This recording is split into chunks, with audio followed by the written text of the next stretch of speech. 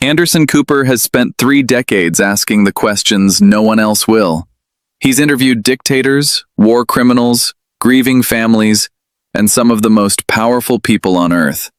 In all that time, through all those interviews, he's never lost his composure, never raised his voice. But on a Sunday evening that would become legendary in broadcast journalism, Anderson Cooper faced something he hadn't encountered in his entire career. A prince so convinced of his own righteousness that he couldn't recognize the trap closing around him with every answer he gave. Prince Harry sat down across from Anderson expecting sympathetic questions and softball treatment. What he got instead was surgical precision, quiet devastation, and the slow, methodical exposure of every contradiction he'd spent years trying to hide. By the time the cameras stopped rolling, one of America's most respected journalists had done something unprecedented, ended an interview early, and asked a member of the British royal family to leave. The footage would be replayed for years. Before we dive into this explosive story, make sure you hit subscribe and smash that like button. Now let's get into exactly what happened in that interview room. The 60 Minutes interview setup was deliberately sparse. 2 chairs facing each other, soft lighting, cameras positioned to capture every micro-expression. Prince Harry entered the room with an entourage that seemed excessive for a taped interview.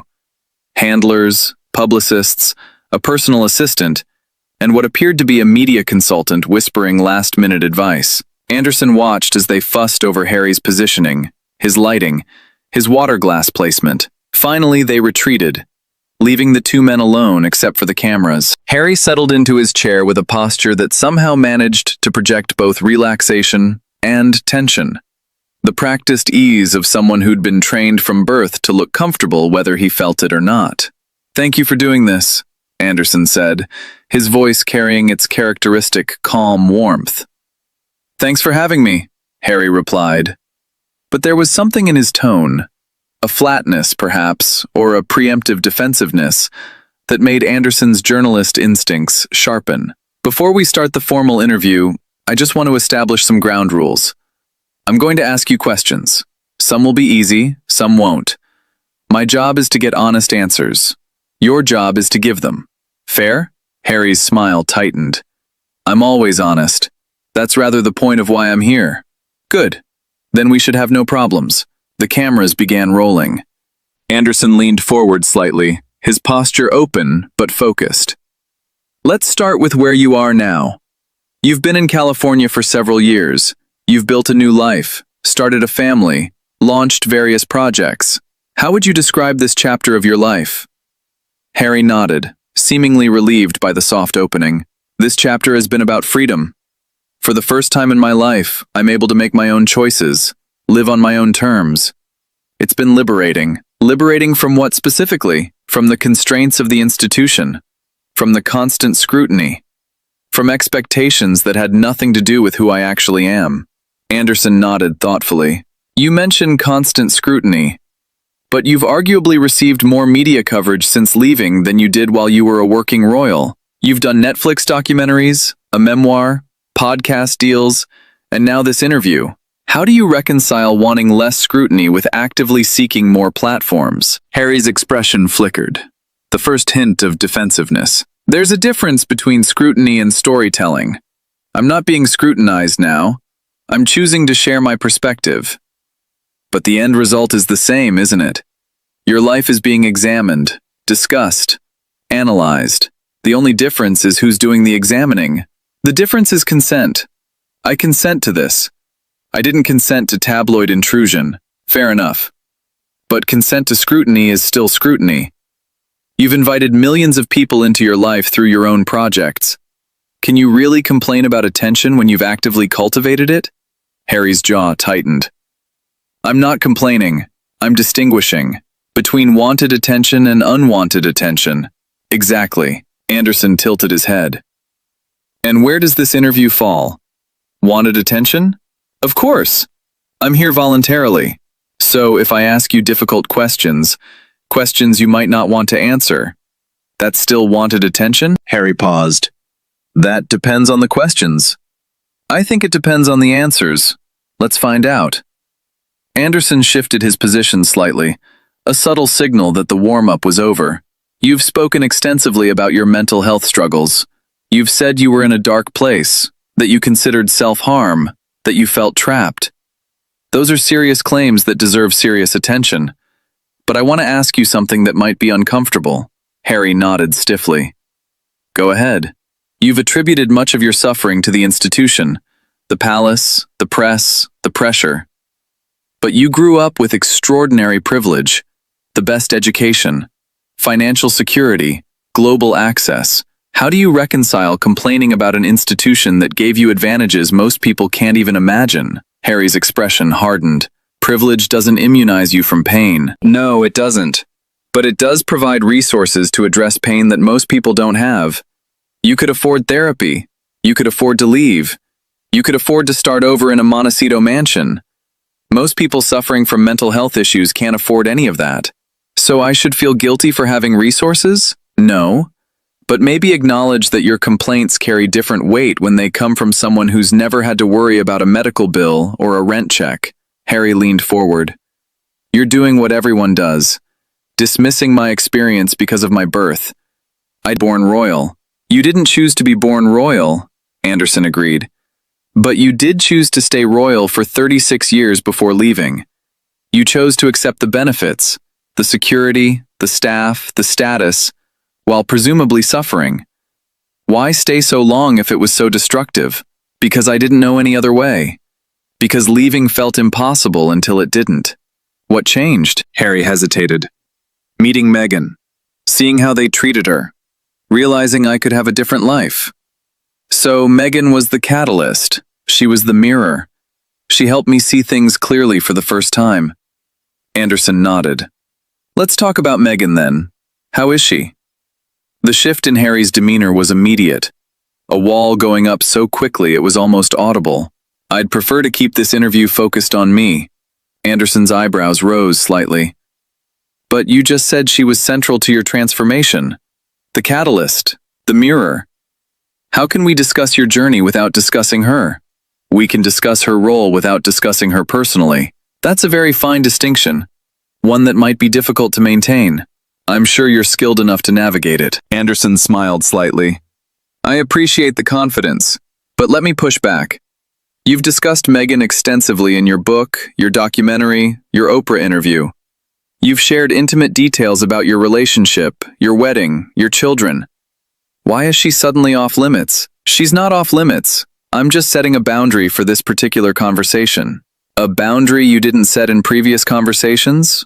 What's changed? Harry's jaw flexed. Nothing has changed. I'm simply choosing what to discuss tonight.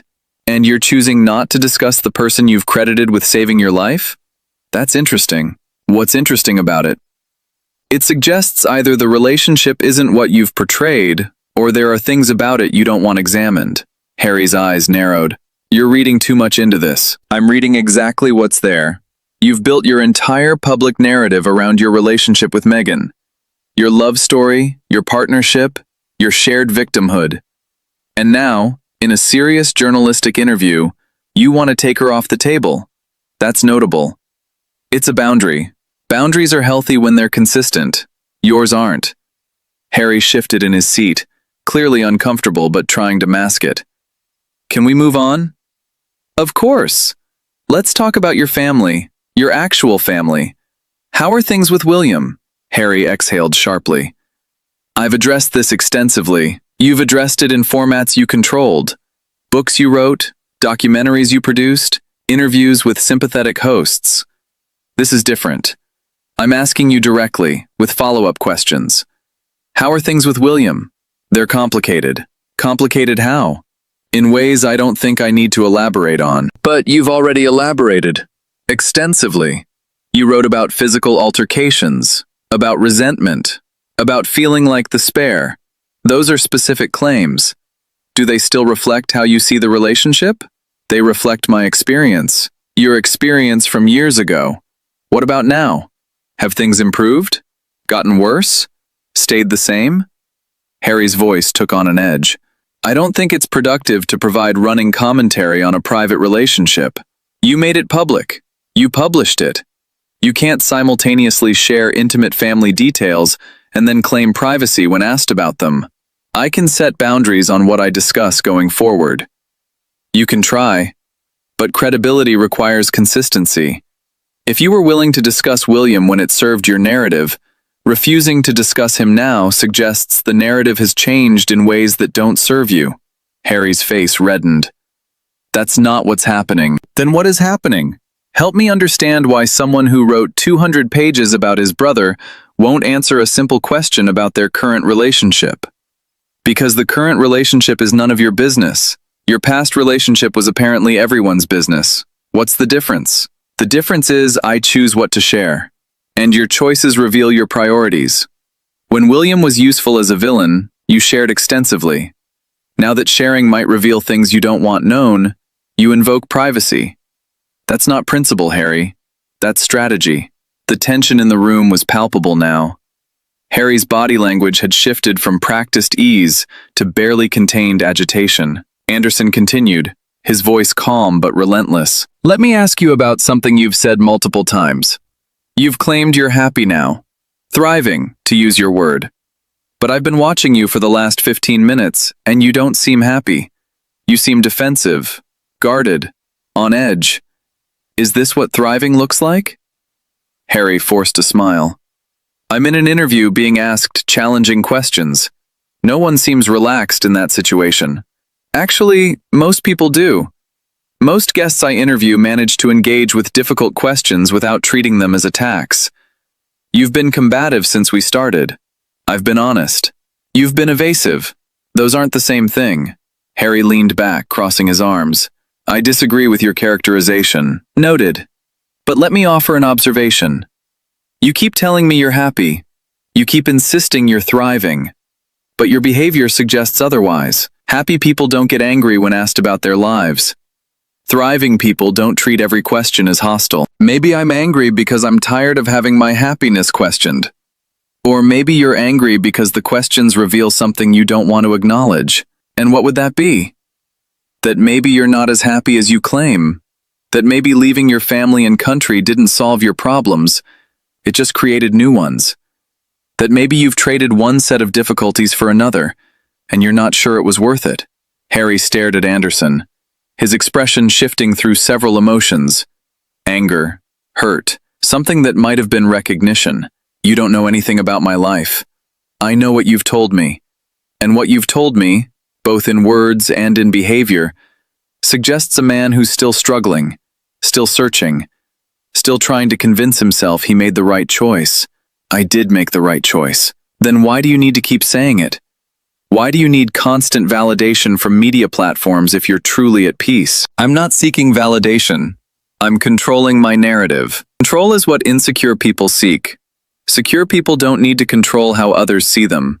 They just live their lives. Harry stood up abruptly, the sudden movement causing a ripple of alarm through the crew members watching from behind the cameras. This was a mistake. Anderson remained seated, looking up at Harry with an expression of mild curiosity. What was a mistake? This interview. Coming here. Thinking 60 Minutes would be different from all the other tabloid journalism I've experienced. We're not tabloid journalism. We're asking you questions about claims you've publicly made. If that feels like tabloid treatment, maybe the problem is with your claims. The problem is with your approach. You're not interested in understanding. You're interested in catching me in contradictions. I'm interested in truth. Sometimes truth involves pointing out contradictions. Your book says one thing, your behavior says another. Your public statements claim happiness. Your demeanor suggests anger. Those are contradictions worth exploring. They're not contradictions. They're complexities. Then explain them. Sit down. Engage with the questions. Help me understand the complexity. That's what interviews are for. Harry hesitated. For a moment, it seemed like he might actually comply, might take the opportunity to reset, to demonstrate the openness and honesty he claimed to value. But then his expression hardened. I've spent my entire life being questioned, examined, judged. I don't need another hour of it from someone who's already decided I'm the villain. I haven't decided anything. I've asked questions. You've responded defensively to all of them. If there's a villain here, you're creating him with your own behavior. You're twisting everything I say. I'm repeating what you say and asking follow-up questions. If that feels like twisting, maybe your original statements were already twisted. Harry pointed at Anderson, his hand shaking slightly. You're just like all the rest, pretending to be objective while actually pursuing an agenda. What agenda would that be? To make me look bad. To prove that I was wrong to leave, wrong to speak out, wrong to live my own life. Anderson shook his head slowly. Harry, I don't have an agenda. I have questions you've refused to answer in any meaningful way. You've deflected, you've gotten angry, you've invoked privacy for things you've previously made public. You've claimed happiness while acting miserable. Those are your choices, not my agenda. This interview is over. That's your prerogative. But I want to say something before you go. Harry paused, hand already reaching for his microphone. Anderson continued, his voice carrying that quiet intensity that had made him one of the most respected journalists in America. I've interviewed people who've survived genocides. I've talked to parents who've lost children. I've sat across from dictators and victims, heroes and villains. Almost all of them, even the worst ones, managed to engage with difficult questions without treating them as personal attacks. You've treated every question tonight as if I'm your enemy. And I'm not.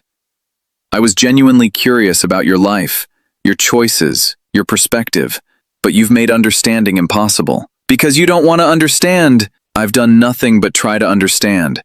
You've done nothing but prevent it. At some point, you have to ask yourself why every interview, every interaction, every relationship becomes adversarial. Is it really everyone else? Or is it something you're carrying that makes connection impossible? Harry stared at Anderson for a long moment. Something flickered behind his eyes. Pain, perhaps, or the uncomfortable recognition that the words had landed somewhere true. But then the walls went back up. I don't need your armchair psychology. It's not psychology. It's observation. And observations are all I have to work with when you won't give me answers. Harry ripped off his microphone with more force than necessary, the sound technician wincing as equipment scraped against fabric. This was a waste of time. Only because you made it one.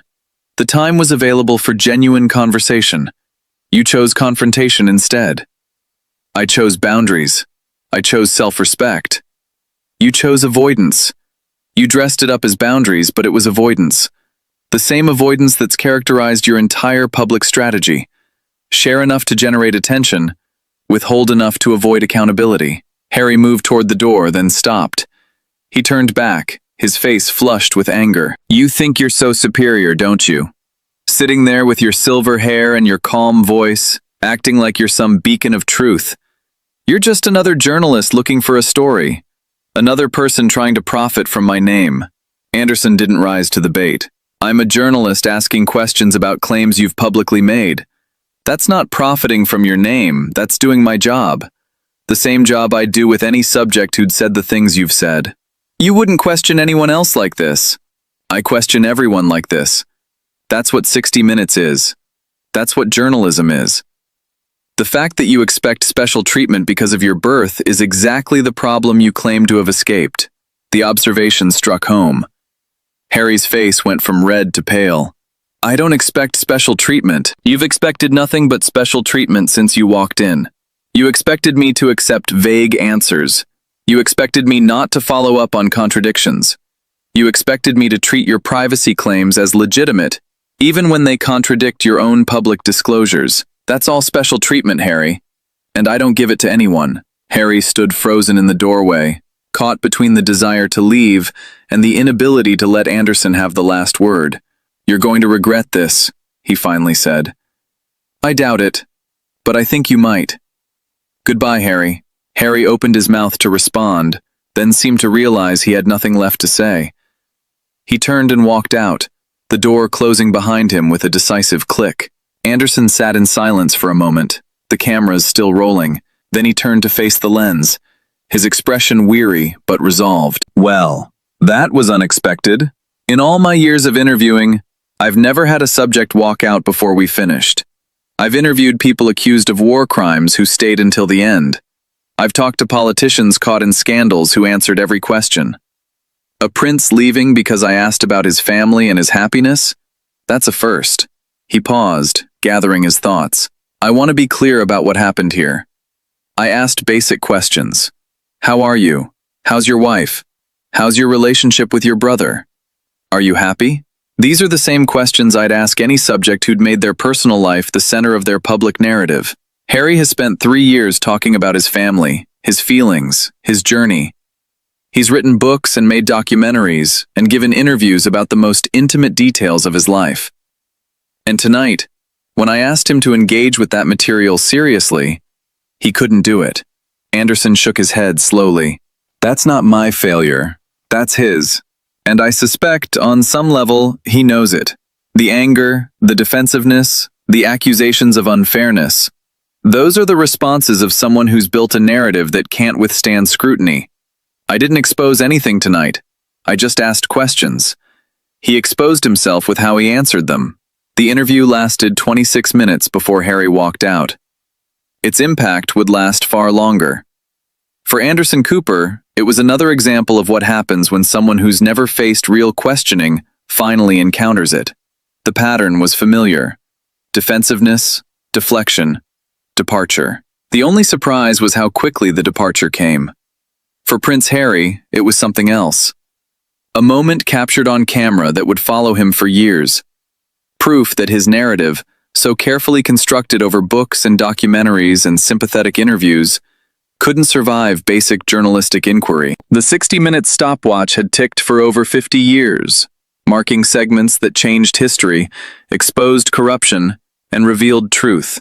On this particular Sunday, it marked something simpler but no less significant. The moment a prince discovered that some questions don't care about crowns. What do you think? Was Anderson too persistent? Or did Harry deserve every question? Who would you want to see on 60 Minutes next? Drop your thoughts in the comments below. If you enjoyed this story, don't forget to like this video to help it reach more people.